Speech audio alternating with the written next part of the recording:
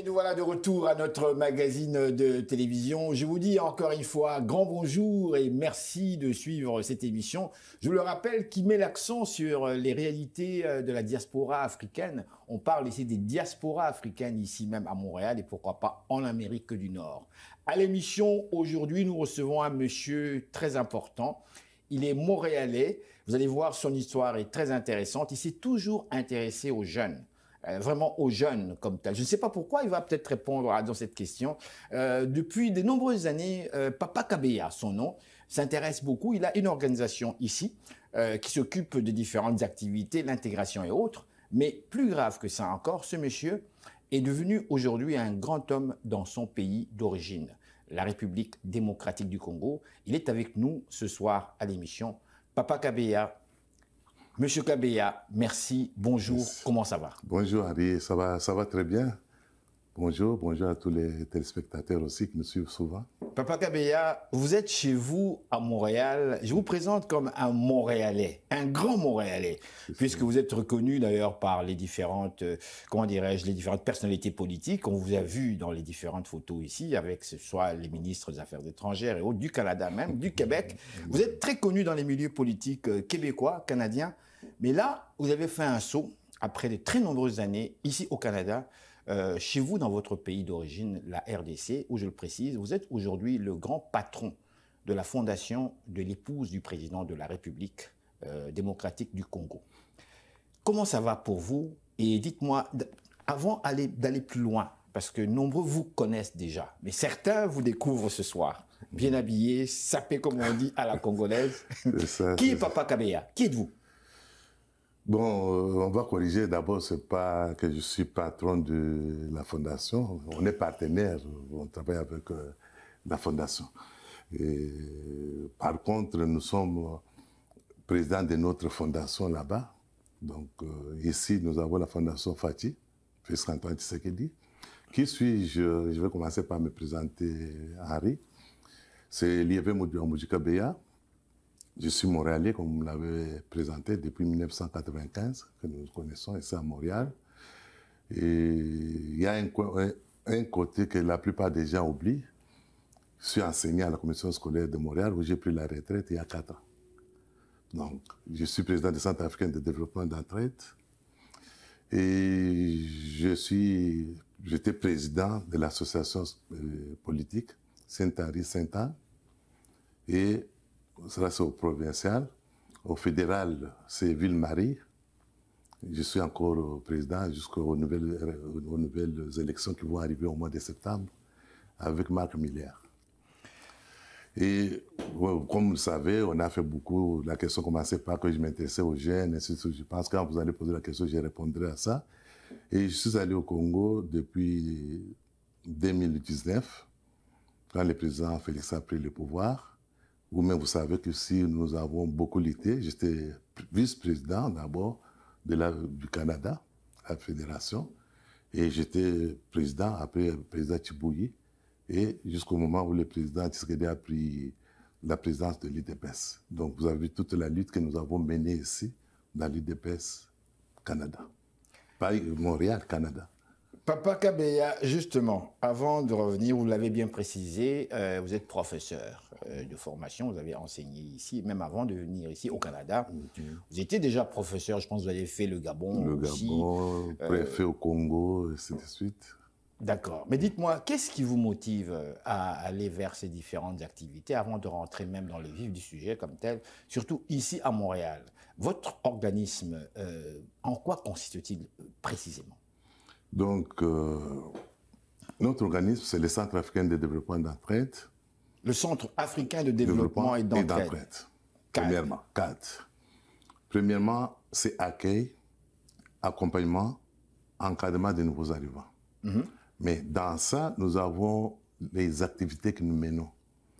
Les activités, quand nous accueillons les nouveaux arrivants, nous les dirigeons vers les autres organismes ou bien vers les institutions qui les intéressent. Si c'est l'immigration, si c'est la santé et comme ça. Et nous avons aussi une rubrique pour les jeunes. Les jeunes, c'est les activités sportives que nous donnons. Nous faisons les concours au mois de février, mois de mars, mois de noir, février. Il y a les concours de jeunes, on fait les formations avec les jeunes, les concours de textes littéraires, de dessins, de chants, ainsi de suite. Et on remet les prix à ces jeunes. Donc c'est une façon de les encourager. Nous encourager, oui. Et on fait des conférences avec les jeunes sur le modèle social. Nous avons fait beaucoup de conférences avec les modèles sociaux ici, ceux qui sont docteurs, ceux qui sont dans l'armée, parce que les gens ne savent pas que nous avons des capitaines dans l'armée canadienne. Des capitaines qui sont des... d'origine congolaise, oui. qui sont dans l'armée canadienne. Il y en a qui ont pris la retraite, comme Papa Tewen, Albert. Il était capitaine, il a pris la retraite. Mais il y en a d'autres nombreux qui sont déjà au niveau des capitaines, les officiers supérieurs dans l'armée canadienne. Ces gens-là viennent, ils font des conférences, et les jeunes se disent, ah, nous... Parce que la plupart, on se dit, le racisme, ça freine, ainsi de suite. S'il y a le racisme, pourquoi il y a d'autres gens qui émergent, qui sont aussi d'origine congolaise, ainsi de suite. Donc, c'est dans ce sens-là que nous préparons nos jeunes. On ne prépare pas les jeunes pour leur montrer que le racisme freine. Non, il n'y en a pas. Tous, on est Canadiens, tous, on est Québécois, on va de l'avant, on fait comme les autres le font.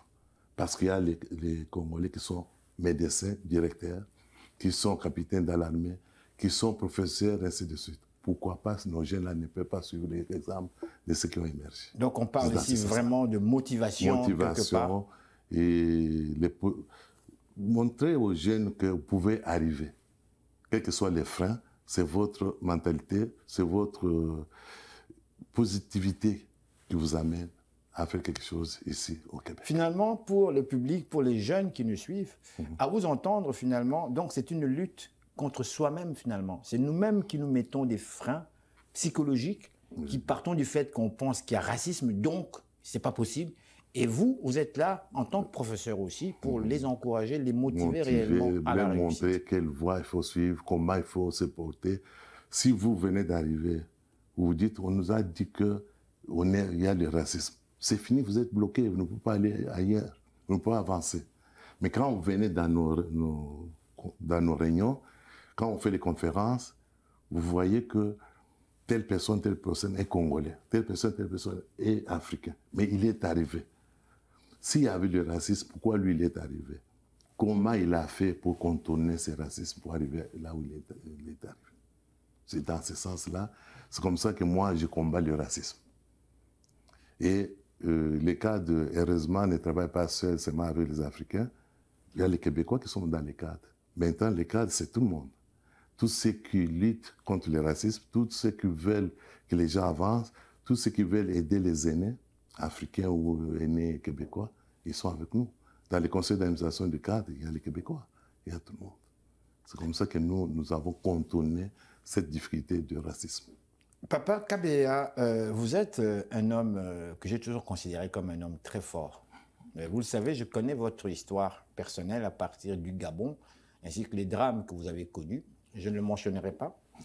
Un drame terrible, difficile, mais par ailleurs, vous êtes parvenu quand même vous-même à vous installer au Canada et à force de travailler, à devenir ce que vous êtes aujourd'hui. Après de nombreuses années ici au Canada, vous avez décidé, en fait, là aussi, durant votre séjour canadien, votre expérience canadienne, vous n'avez jamais cessé de penser à votre pays d'origine, de militer quelque part et de travailler quelque part pour les changements, pour la réussite de votre pays, la République démocratique du Congo.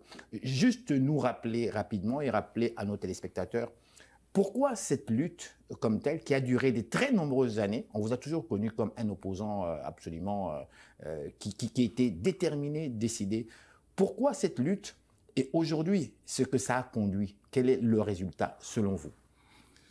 Oui, cette lutte, vous êtes témoin oculaire parce que vous nous suivez partout quand il y avait des manifestations ici à Montréal, quand on arrêtait le leader charismatique, nous on se mettait sur la rue, on contactait les autorités d'ici pour leur dire qu'il y a la dictature au Congo, il faut que ça finisse. Dans moins 40 degrés à notre âge, on était sur la rue. On montait, on nous a vu fermer les ponts Jacques-Cartier. Les Québécois ne savent pas pourquoi nous, on est allés sur Jacques-Cartier. Il y a des journalistes qui nous ont traités de tous les maux du monde, et ainsi de suite. Mais c'est par après Vous êtes allé manifester sur le pont Jacques-Cartier, carrément, dans le but de conscientiser les Québécois. C'est là où la plupart des Québécois ont su que les multinationales canadiennes travaillent au Congo contre la population congolaise. Les viols des femmes qui se passent là-bas, c'est avec les multinationales qui armaient bien sûr les groupes terroristes, les groupes rebelles dans les Kivu, dans l'est du Congo, qui continuent jusqu'à aujourd'hui. Oui, mais Papa Kabeya, sans vous interrompre, il y a de nombreuses personnes qui vous regardent, en fait, qui vont vous dire, monsieur, vous avancez des affirmations gratuites, vous n'avez absolument aucune preuve. J'étais même à l'ambassade. Donnez-nous des exemples concrets. Très bien. Aujourd'hui, avant, on ne disait pas, le président de la République démocratique du Congo lui-même a dénoncé le Rwanda. Le président Félix-Antoine Tshisekedi. D'accord. Les Rwandais qui soutiennent les M23. Mais ce n'est pas les Rwandais. Vous-même connaissez le Rwanda, c'est un petit pays, le Rwanda ne peut pas attaquer le Congo.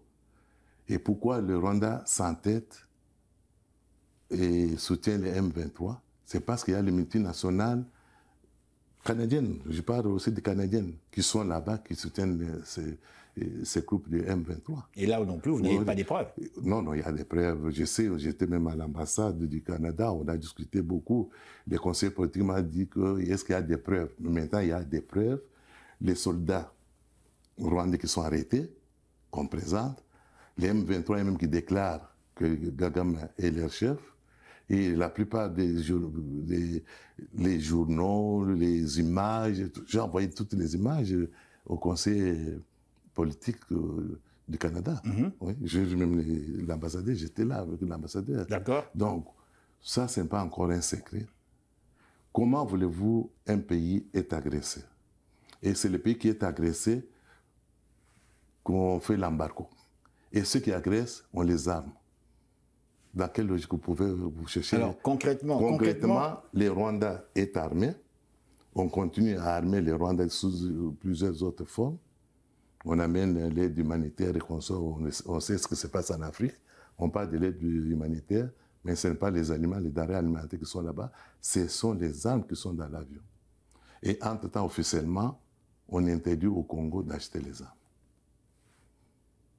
Or, tout le monde sait que le Congo est agressé.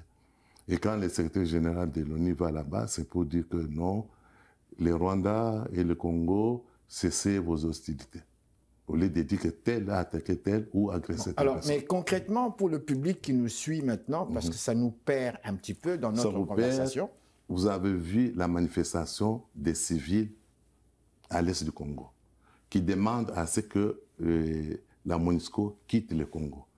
Pourquoi ils demandent à MONUSCO de quitter le Congo? Parce que, selon eux, la MONUSCO n'a jamais rien fait, n'a pas fait grand-chose. Et ils soutiennent aussi, il ne fait rien pour ceux qui devaient défendre, mais il fait quelque chose pour ceux qui sont là-bas.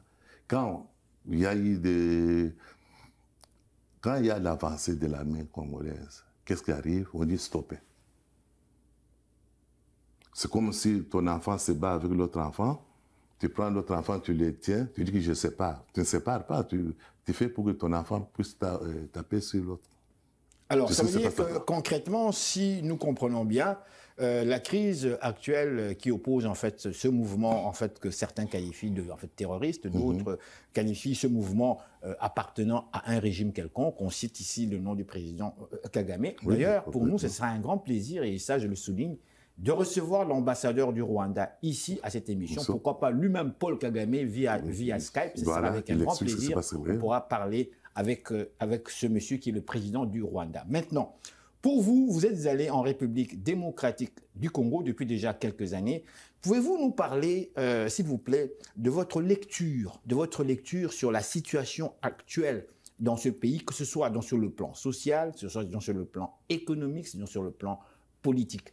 Qu'avez-vous trouvé depuis votre arrivée? Sentez-vous réellement qu'il y a un changement positif dans l'ensemble, puisque la population rêvait de changement, la population rêvait d'un gouvernement qui va vraiment les aider à réaliser certaines choses. Vous êtes sur place, vous êtes témoin, vous avez vu, vous vivez là sur place. Qu'avez-vous constaté? Quelle est votre lecture de la situation actuelle en RDC? Très bien, merci pour cette question. C'est la question que tous les Congolais me posent quand je suis arrivé ici.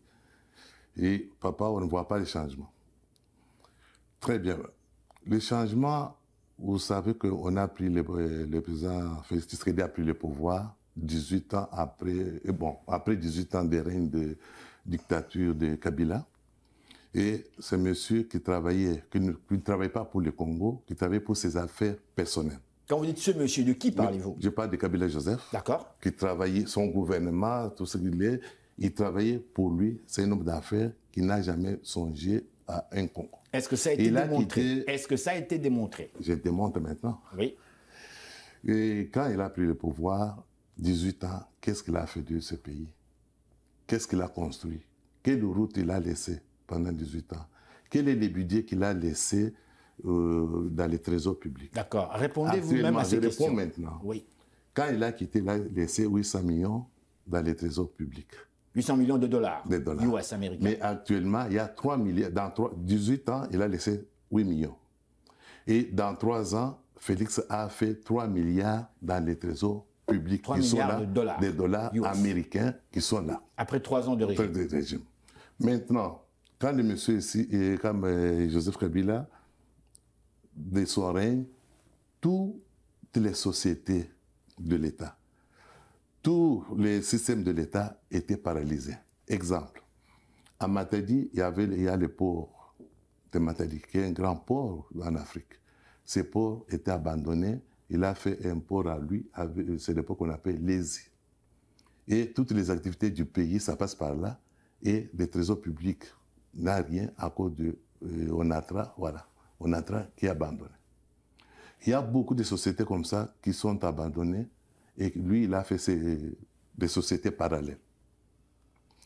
Les routes, avant de parler des routes, il y a une ville aujourd'hui à N'Guémena, je crois, en Équateur.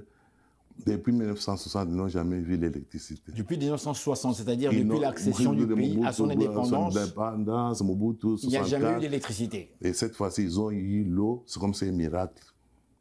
Dans un pays au monde aujourd'hui, 21e siècle, on voit l'eau qui coule des robinets ou bien l'électricité. Donc, à bien vous comprendre, parce que le temps passe très vite, on va synthétiser. Il y a des changements qui se font petit à petit dans ces pays maintenant, avec l'arrivée de Félix Tshisekedi. Il y a les routes qui se construisent. Il y a la route Kananga, Chikapa, Kikwit, qui est déjà opérationnelle. Oui. Il y a les routes un peu partout qui sont opérationnelles. Moi, je suis allé à Bandundu, il n'y avait pas de route avant. Je suis allé, on a fait la tournée avec le secrétaire général de l'IDPS. On est allé à Kikwit, Grand Bandundu, on est allé à Kenge. Donc finalement, à vous entendre, ce n'est que maintenant que le travail commence. C'est ça. Donc oui, avant cela... Avant 2019 ou avant 2018? Avant donc l'arrivée de l'actuel président. L'actuel président a trouvé un trou profond au Congo. Trou à tous les niveaux, social, tous les niveaux, au niveau économique et au niveau politique. Bon, dites-moi. Aujourd'hui, oui, sur le plan politique, quelqu'un peut passer à la télévision, critiquer la gestion du pays, la gouvernance, c'est permis, c'est possible. Et à l'époque, on citait seulement le nom de Joseph Kabila, vous êtes parti. Donc ça veut dire que vous ici qui critiquez Kabila comme tel, 2009, à cette époque-là, vous rentrerez, on vous aurait arrêté. Un exemple concret, moi en 2009, je suis allé au Congo pour la première fois, mon passeport, je ne savais pas là où il était. J'ai passé 5 heures à l'aéroport, je ne savais pas où se trouvait mon passeport. Mais actuellement, tu peux quitter le Canada, Montréal, sans visa. Vous prenez si vous êtes Congolais, vous prenez votre visa à l'aéroport. Et on ne vous pose aucun problème. Donc c'est déjà un grand changement sur le plan politique.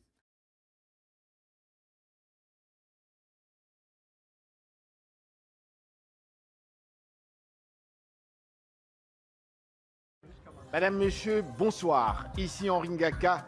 Ne ratez surtout pas nos prochaines émissions présentées à ICI Télévision depuis Montréal. Ça va causer. Alors dites-moi, je ne veux pas rentrer vif dans ce sujet-là, mais quand même, en tant que journaliste, animateur, disons, on est critique. Beaucoup de choses. Beaucoup des Congolais se plaignent. Il n'y a pas de travail. Je suis en contact avec des nombreux Congolais à Kinshasa et un peu partout au travers le Congo via Facebook. Nombreux se plaignent, nombreux disent « Oui, mais ton ami là, parce qu'il l'appelle mon ami, ton ami là, il nous a promis certaines choses, il nous a promis certaines choses, on n'a pas de travail, on crève de faim. » Qu'est-ce que vous répondez à cela? Moi, personnellement, parce que des fois, de temps en temps, ils nous rencontrent. Le président lui-même, on discute avec le président. Oui. Pour les gens de la diaspora, en général, il faudra qu'on crée nous-mêmes des emplois. Il faut que les gens de la diaspora on crée des emplois. Créent des emplois au Congo. Supposons que je travaille ici, j'avais un salaire de 3 000 $. Si on me donne 400 $ comme salaire, pensez-vous que je vais faire un bon travail? Il faudra créer des emplois. Comment on crée des emplois? Il y a les institutions là-bas qui aident les gens qui viennent de l'extérieur. Nous-mêmes, d'abord, on s'organise, j'ai oublié de vous dire, nous avons la dynamique de l'extérieur au Congo officiel. C'est les gens du Québec qui ont commencé par cette institution, et là, c'est tout le Canada et tout l'extérieur qui adhèrent à cela. Les gens viennent avec les projets des sociétés, ils viennent avec les compagnies qu'ils ont créées, et on se met ensemble, on présente, on cherche à avoir des subventions pour qu'on puisse réaliser aider le projet. Les gens qui et donc, sont il y a eu des cas concrets. Il y a des cas concrets. Oui. Il y a un monsieur il y en a plein, mais malheureusement, je pense mal les cas concrets que je connais. Il y a un monsieur de Grenoble. Lui, il a fait l'élevage, qu'il a engagé plus de 300 personnes qui travaillent maintenant avec eux. Il y a des jeunes de l'Afrique du Sud, il est au Bas-Congo. Il a des hectares. Il a engagé beaucoup de gens maintenant qui travaillent avec lui. Il y a des sociétés. Moi, j'ai créé une société, c'est Kaby Multiservice. En dehors de l'organisme, parce que c'est à but non lucratif. Là, à but lucratif, j'ai une compagnie. Kaby Multiservice s'occupe du nettoyage de grands bâtiments, s'occupe du nettoyage des chaussées, et j'avais amené une grande machine à partir d'ici, qui travaille là-bas. Donc, la manière, c'est maintenant qu'il faut aider la population. Aider la population n'est pas seulement le gouvernement que le président de la République nous donne du travail. Il y a beaucoup de gens adultes, les vieux, qui vont maintenant à la retraite. On va remplacer plus de 3 000 personnes. On ne peut pas engager tout le monde. Nous sommes combien de la diaspora qui sommes allés au Congo? Si nous sommes venus ici, c'est pour avoir l'expérience de ces pays. Est-ce qu'on a dit que tout le monde travaille au gouvernement ici? Il y a les gens qui créent des emplois. Tout ce qu'on peut chercher, c'est que le gouvernement aide tous ces gens qui créent les emplois, qui créent les compagnies, qui créent les emplois pour aider la population, qu'on leur donne des subventions ou qu'on leur prête de l'argent pour qu'ils travaillent et aller de l'avant. On ne va pas au Congo, on quitte le Canada, on croise les bras, on dit le gouvernement va nous donner du travail. Non, créons des emplois. Lui-même, le président dit que moi, je compte sur vous de l'extérieur, vous de la diaspora, vous devez créer des emplois. Voilà, ça, ça ne vient pas de moi, je ne sais pas. Ça, c'est le message donc c'est le message que nous avons reçu officiellement du président. Alors, Papa Kabea, c'est malheureusement tout le temps que nous avions aujourd'hui. Dites-moi, qu'est-ce qu'on retient, qu'est-ce que le grand public retient de cette interview? Le grand public doit retenir que, d'abord, ici à Montréal, nous avons les modèles sociaux que nous devons suivre. Nous ne devons pas toujours avoir peur de la discrimination. Moi, personnellement, je ne sais pas s'il y en a, parce que moi, j'ai vu avec tout le monde, j'ai fait comme tout le monde ici. Et les gens ne doivent pas avoir peur d'aller au Congo. Ici, nous avons la chance, le Canada, nous avons 2 nationalités. Moi, j'ai ma nationalité canadienne et j'ai ma nationalité congolaise. Déjà au Congo, on lutte pour qu'on vote la loi de double nationalité. Pas la nationalité des gens douteux qui nous créent des problèmes, mais des Congolais, des vrais Congolais qui ont la nationalité, par exemple, française, canadienne et puis suisse. Et quand on va au Congo, moi, j'encourage beaucoup j'ai vu beaucoup de Montréalais, des Canadiens qui se débrouillés, il faut l'employer, qui ont créé des emplois. Au Congo? Au Congo, qui font leur commerce, qui marche très bien. Sauf que quand on est déjà ici, la plupart d'entre nous ont peur. Ils cherchent à savoir qu'est-ce qu'on va faire, par où je vais commencer. Ils ont peur. Pourquoi est-ce qu'ils ont peur? Ils ont peur parce qu'ils ne savent pas ce qu'il va faire au Congo. Quand il va quitter ici, qu'est-ce qu'il a fait ici d'abord? Il y a beaucoup de choses aussi. Il y a aussi des gens qui ont peur de mourir. Il y a des gens qui ont peur de mourir, monsieur. Mais c'est ça aussi. Il y a des gens qui ont peur d'aller au Congo parce qu'ils ne savent pas ce qu'il a fait ici. Ils ne savent pas ce qu'il va faire là-bas. Mais moi, je sais ce que j'ai fait ici. Je sais ce que je vais faire là-bas. Je n'ai pas peur d'aller au Congo.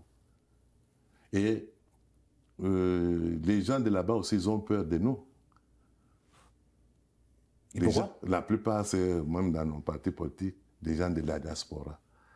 Et beaucoup ont oublié même la lutte que nous avons menée, nous tous ici, chacun a lutté de sa façon. On a beaucoup lutté. On a peur des gens de la diaspora. Et pourquoi donc? Ah, c'est ça. Bon, il y a des choses que... Ils viennent nous ravir nos places. Nos places. Ou ceux qui sont là-bas, ils n'ont pas fait correctement leur travail. Là, on étiquette les gens de la diaspora. Oui, voilà votre diaspora. Heureusement, il y en a qui travaillent très bien, comme le ministre des Finances. Il a fait très bien son travail.